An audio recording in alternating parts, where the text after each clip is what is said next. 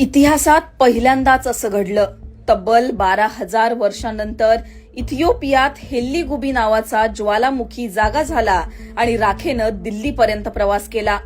या ज्वालामुखीचा स्फोट इतका शक्तिशाली होता की 15 किलोमीटर उंचीपर्यंत ज्वालामुखीची राख आकाशात उडाली. प्रचंड वेगाने प्रवास करत ही राख काही तासांमध्येच इथिओपियापासून तब्बल 4,300 किलोमीटर लांब दिल्लीपर्यंत पोहोचली. दिल्ली विमानतळाच्या हवाई वाहतुकीवर सुद्धा याचा परिणाम झाला. दिल्ली शहर, त्याचबरोबर राजस्थान, गुजरात, महाराष्ट्र आणि पंजाब पर्यंत ही राख पसरली होती. आता या ज्वालामुखीमुळे जीवितहानी झाली का? तर नाही. हेल्लीगुबी हा जुना आणि शांत ज्वालामुखी आहे, त्यामुळे या ज्वालामुखीचा स्फोट शक्तिशाली असला तरी जीवितहानी झाली नाही. तरी सुद्धा येमेन आणि ओमान सरकारने खबरदारी म्हणून आपल्या नागरिकांना सतर्कतेचा इशारा दिलाय.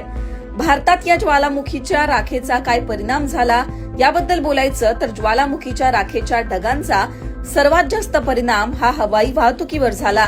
त्याचं कारण म्हणजे विमानाच्या इंजिनसाठी हे राखेचे ढग फार धोकादायक असतात. या ज्वालामुखीच्या स्फोटानंतर मंगळवारी भारतातील 7 आंतरराष्ट्रीय उड्डाणं रद्द करावी लागली. बहुतांश आंतरराष्ट्रीय विमानांना यामुळे उशीर झाला.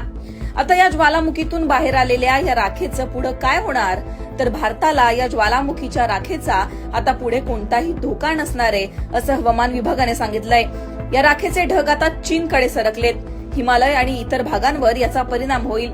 काही दिवस आकाश नेहमीपेक्षा जास्त धुसर दिसेल, असं हवामान विभागाने सांगितलंय.